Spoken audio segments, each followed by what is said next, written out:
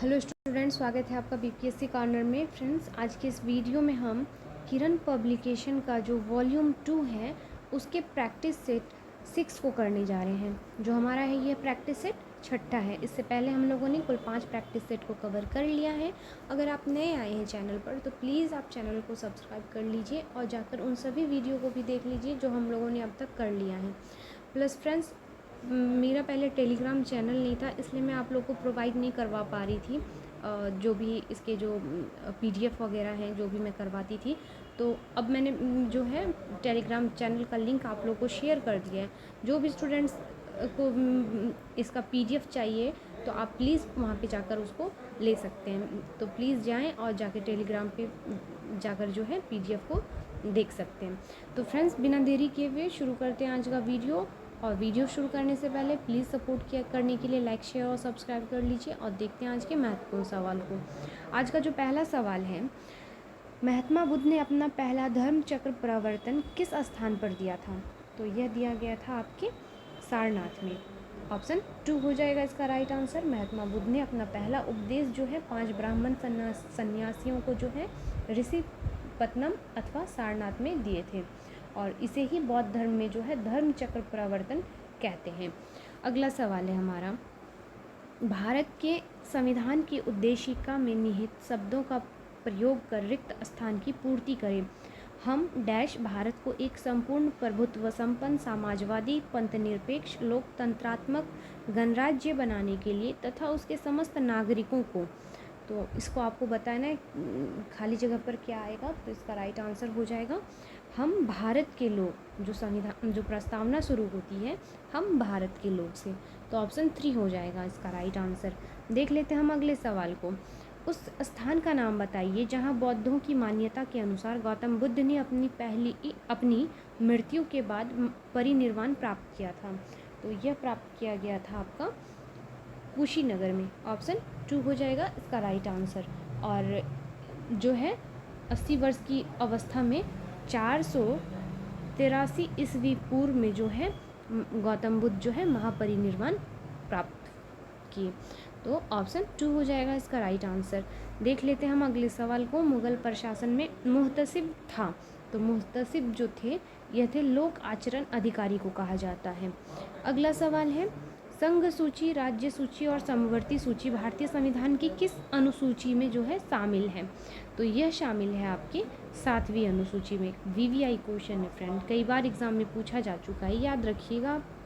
सवाल है, अलाउद्दीन खिलजी के आक्रमण के समय देवगिरी का शासक कौन था?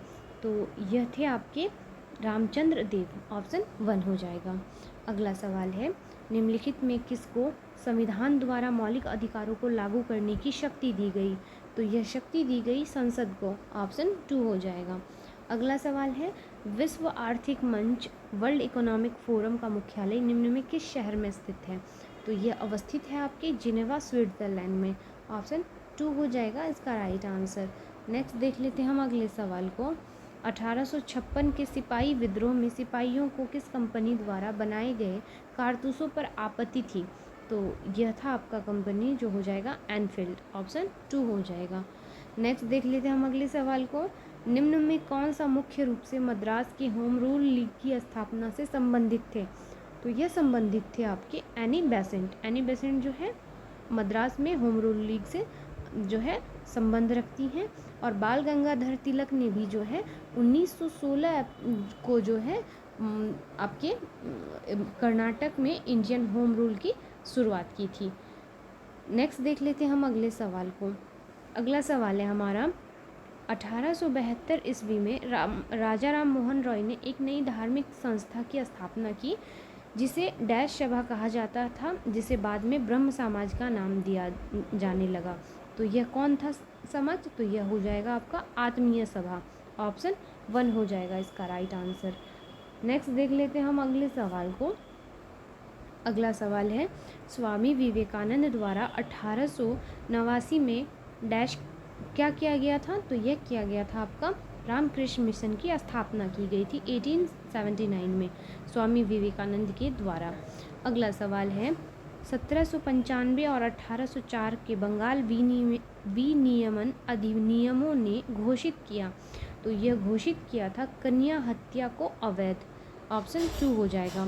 अगला सवाल है, मैकमोहन रेखा चीन के तिब्बती क्षेत्र और भारत के उत्तर पूर्व क्षेत्र के बीच की सीमा है, जिसे ब्रिटिश औपनिवेशिक प्रशासन हेनरी मैकमोहन ने 1914 में संधि पत्र में प्रस्तावित किया था। तो यह हो जाएगा आपका ऑप्शन जो हो जाएगा 2, शिमला में किया था। नेक्स्ट सवाल को देख लीजिए। अगला सवाल है, 18 फरवरी 1930 को हुई चिट्टग्राम शस्त्रागार छापे की घटना का नेतृत्व ने किया था, डैश ने किया था, जिसमें क्रांतिकारियों ने डपारा में स्थित पुलिस शस्त्रागार पर कब्जा कर लिया था। तो यह नेतृत्व जो किया गया था यह आपका गणेश घोष के द्वारा। ऑप्शन 2 हो जाएगा। अगला सवाल है, भारत की समुद्री सीमा तटीय किनारों से डैश दूरी तक समुद्र में फैली हुई है।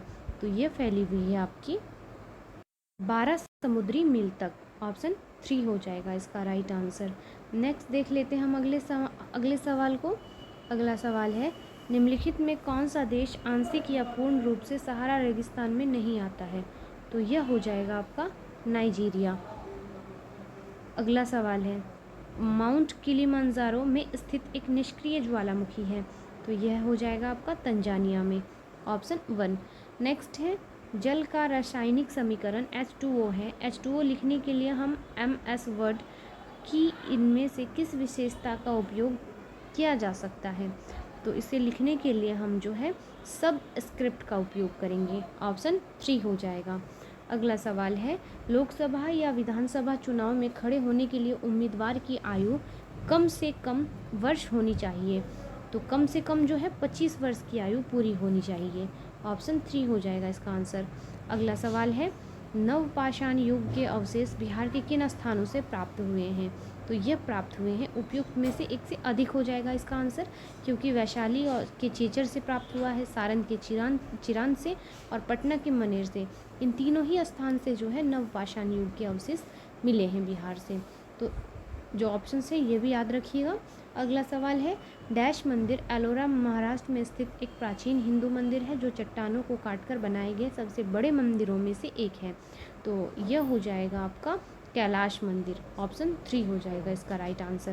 सवाल है, राष्ट्रपति साहित्य विज्ञान कला और समाज सेवा में उत्कृष्टता के आधार पर सदस्यों को राज्यसभा सदस्यता के लिए मनोनीत या नॉमिनेट करते हैं और शेष सदस्य निर्वाचित होते हैं। तो कुल कितने सदस्यों को नॉमिनेट किया जाता है या मनोनीत किया जाता है राष्ट्रपति के द्वारा?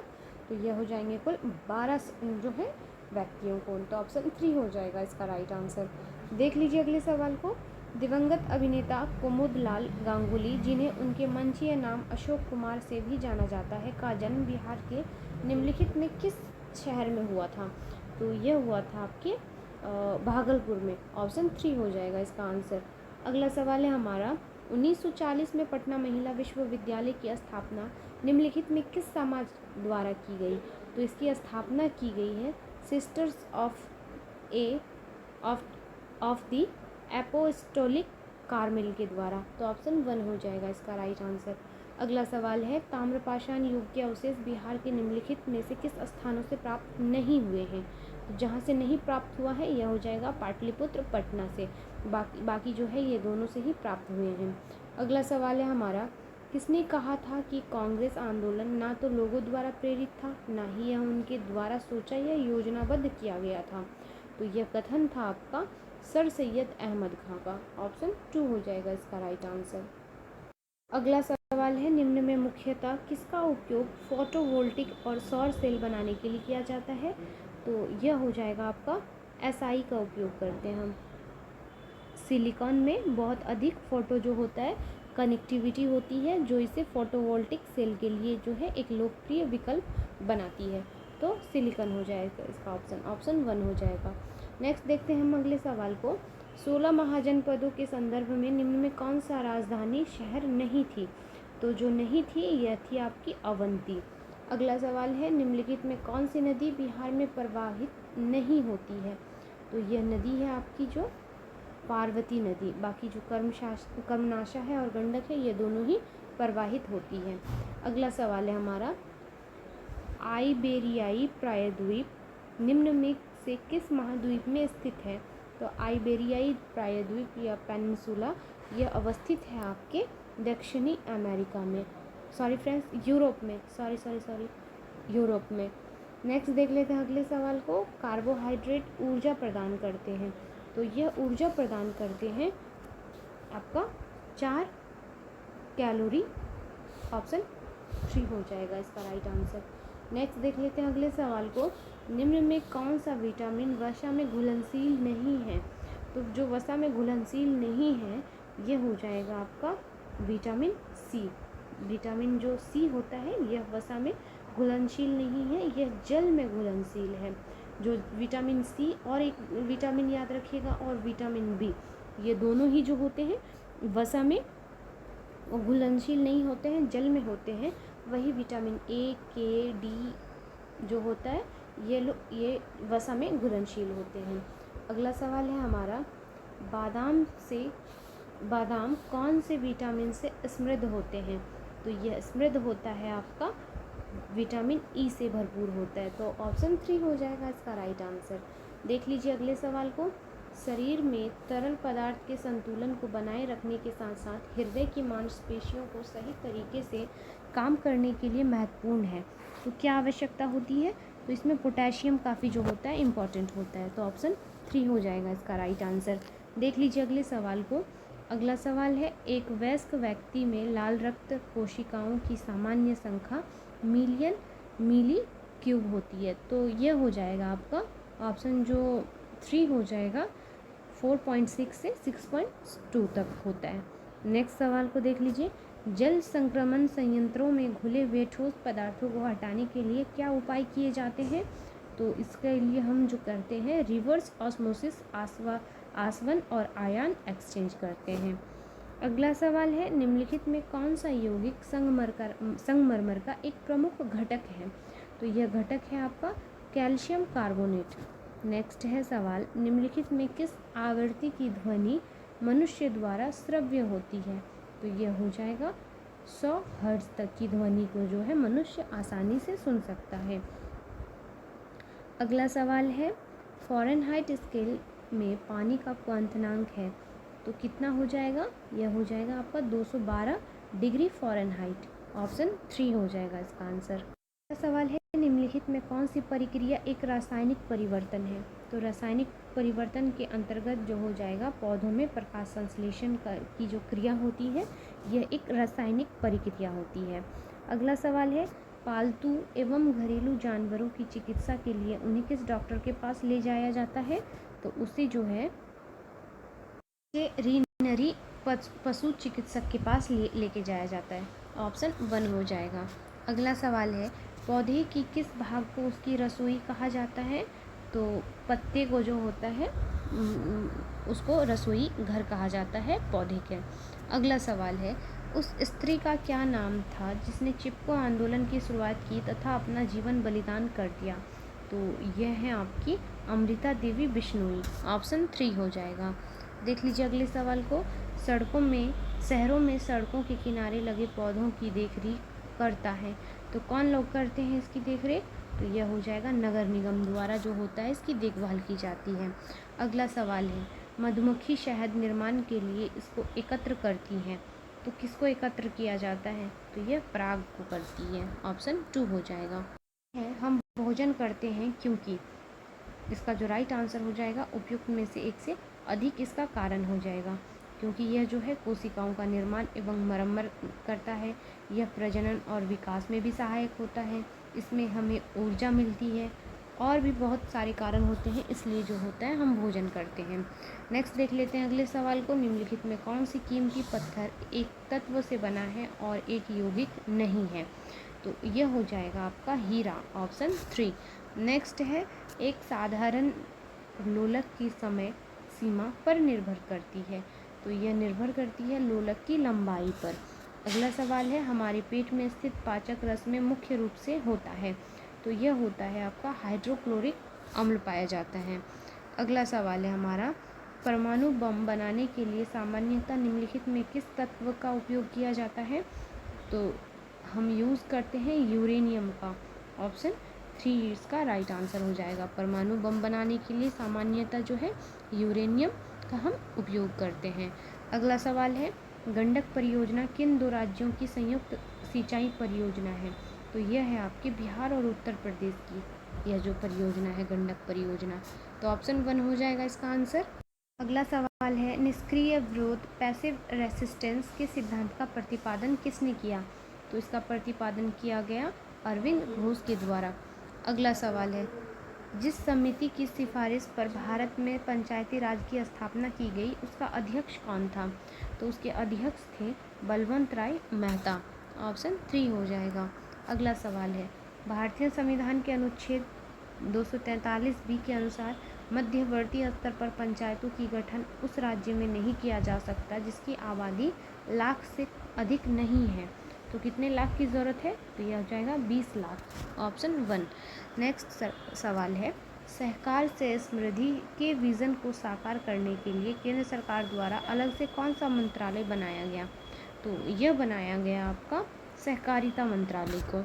ऑप्शन 3 हो जाएगा इसका राइट आंसर। नेक्स्ट देख लीजिए अगले सवाल को, सूर्य ग्रहण तब होता है जब, तो कब लगता है ये? चंद्रमा बीच में हो जाता है सूर्य और पृथ्वी के, तब होता है क्या? सूर्य ग्रहण, चंद्र ग्रहण सॉरी।